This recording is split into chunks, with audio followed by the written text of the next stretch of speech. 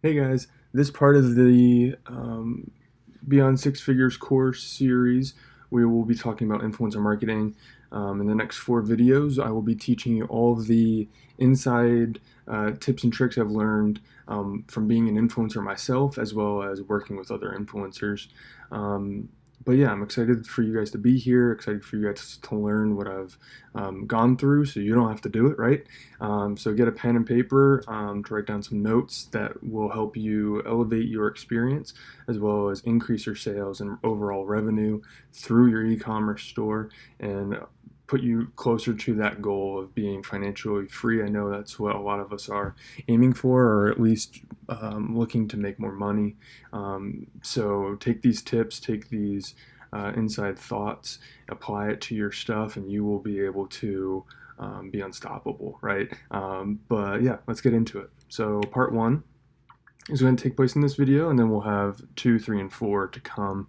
But in part one, we're going to do a little bit of a background on me, as well as social media and e-commerce as a whole, as well as share some case studies at the end, which are, I think, super beneficial for you to understand the power and the impact of social media as well as influencer marketing, because I think it's still a new market, and there isn't much that people have that will say like this will work and this won't, or this does and this doesn't.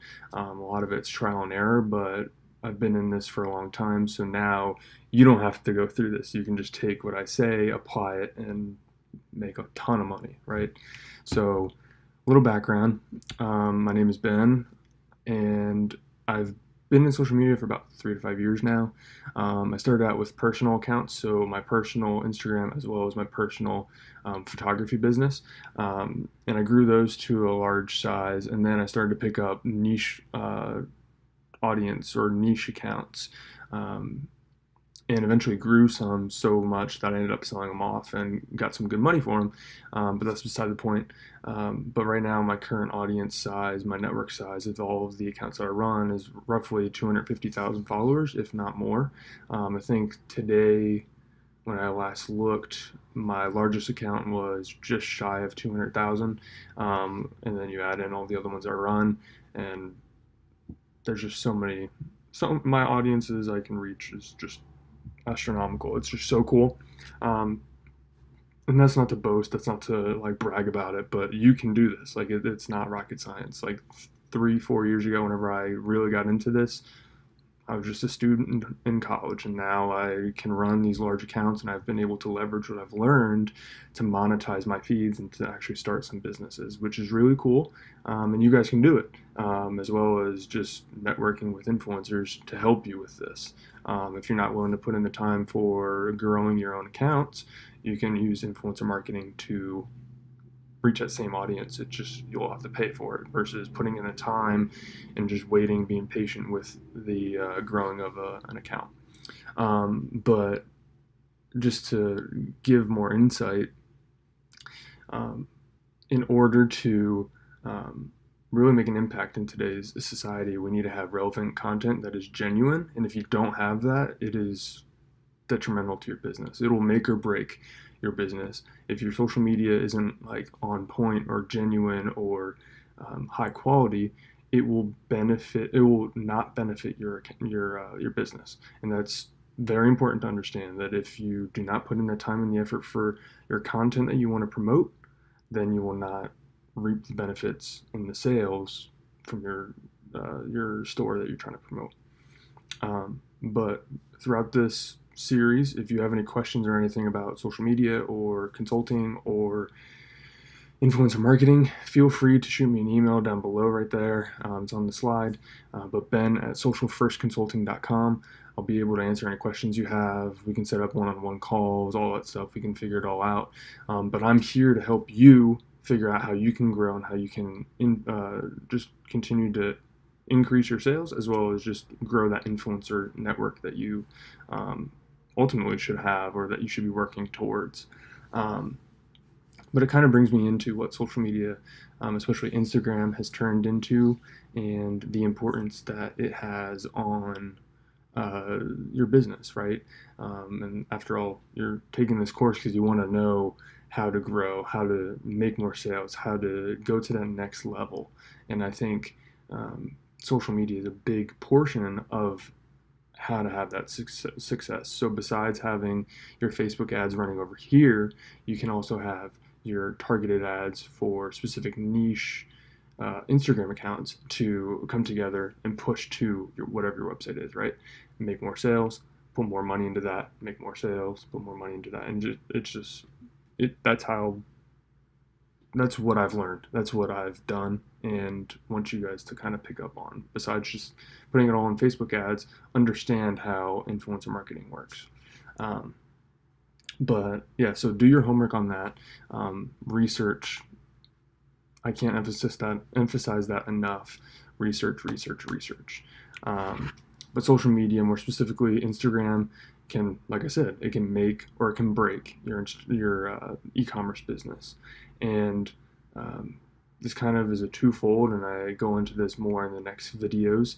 But you want to invest into high quality content. You don't want to be reliant on what AliExpress or what these other drop shipping sites or these wholesale sites have to promote to your audience, because at the end of the day, that stuff isn't appealing. You go to that and it's like, okay, someone took a picture of this, but is it really like convincing? Like, do I want to buy that? Like, ask yourself whenever you go to promote something to someone, does that look appealing to me? And 9 times out of 10, if it's not appealing, then no one else is going to want to buy that. So producing that high quality content will push your audience to want to buy your products and to grow your influence and to grow your business. The only way to be big or to make it big is to have content that your audience wants. So this kind of goes with the mindset of the research. So you're not going to have an outdoor battle axe or an outdoor axe to cut down wood and promote that on a women's fashion or a toddler baby account, right? That makes no sense, because that's not your audience. So understand what products you're trying to sell, understand the audience that you're trying to sell to, and make sure that that content is relevant to that account, but also it's relevant to what you're trying to do. Um, and I just want to point out the note that I put there is that the content should be what you think your audience wants, but you also want to have the mindset of you want to make them think it's what they want.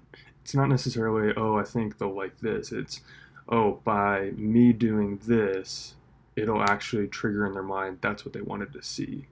And that's kind of where the whole marketing side of it comes in, because marketing as a whole is interrupting someone's attention. And you, as in working with influencers or being an influencer, you want to be able to do that in an organic way and not get in front and disturb them or distract them from what you're trying to accomplish.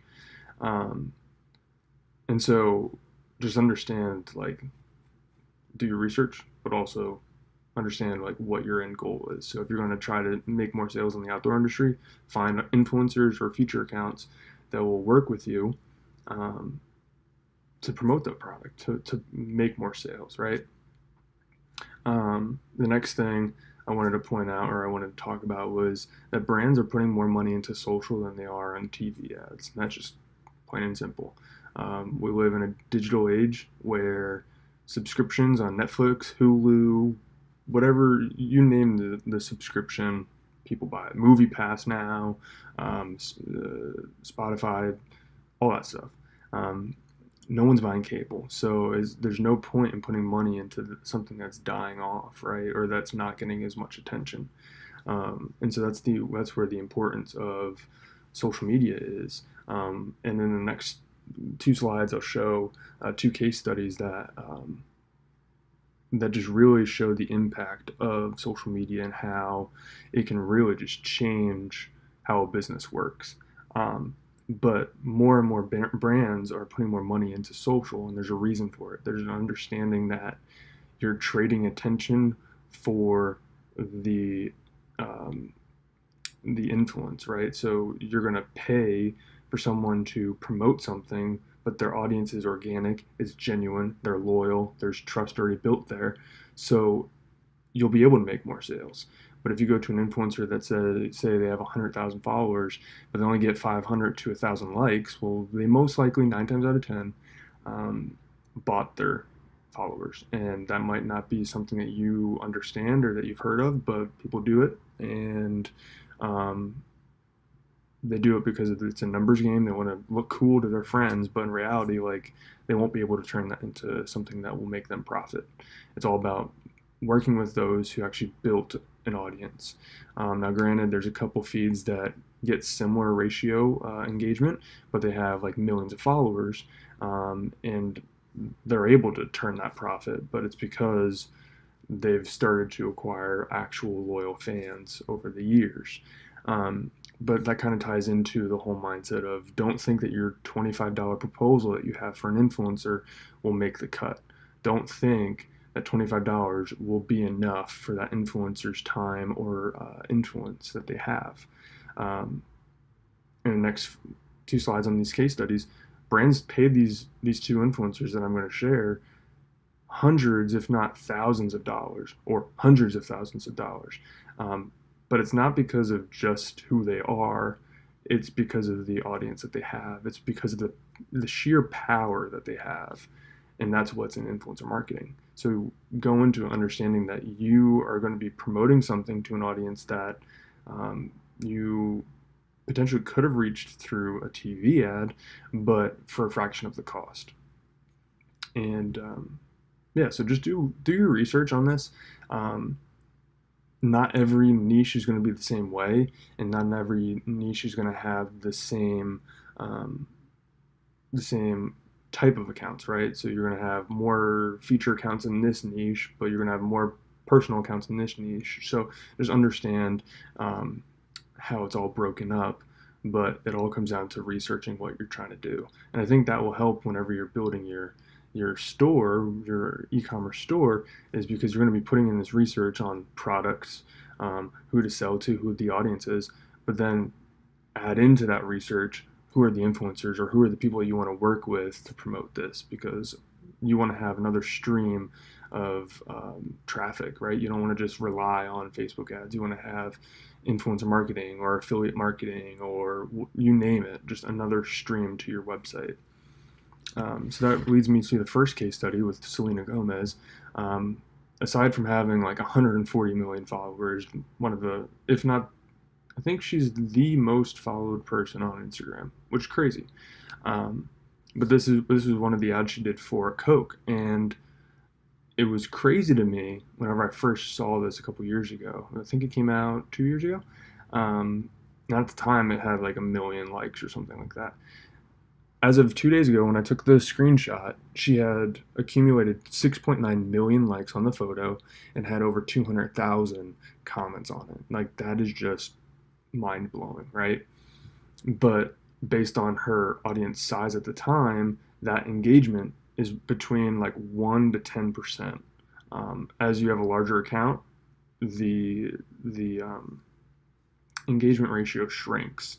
If you have a smaller account, more of a micro influencer, if you want to call it that, the engagement ratio increases. But that sweet spot is to have someone that has a 5 to 10% influence or engagement ratio.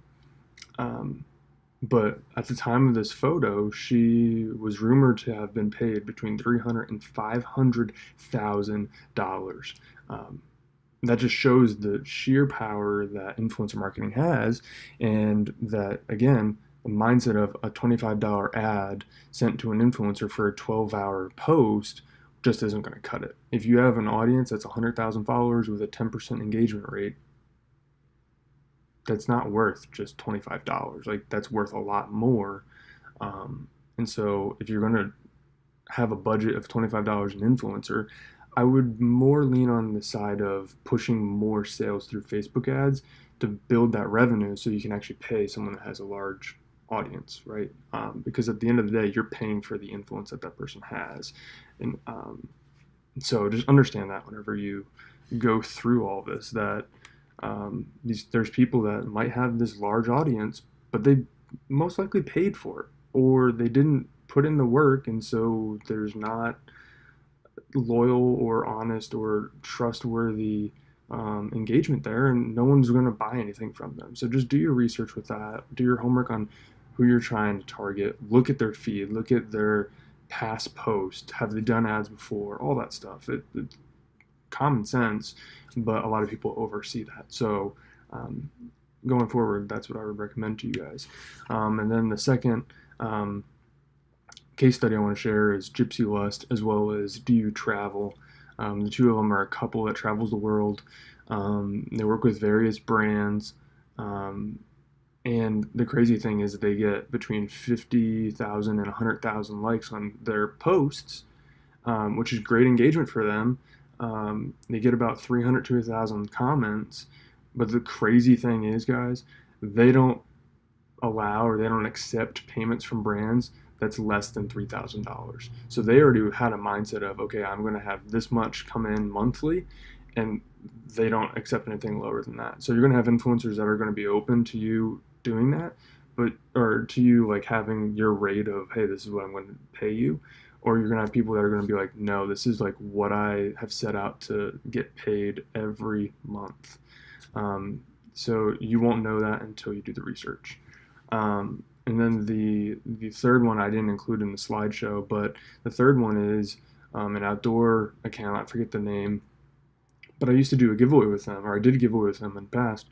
And I reached out to them and said, hey guys, like, how much do you guys charge for promotions? And this was 2 or 3 years ago, before people started messaging out of nowhere and all this stuff, which I'll show in the next section of this series. But they ended up telling me that it was about $300 for a post. And at the time I was like, that's so much money. But I didn't understand I was paying for the influence and the reach and the impressions that were going to result from that post. So understand, you're paying for that influence, but it's a fraction of the cost that you would put into a Facebook ad or to a TV ad to get that same audience size.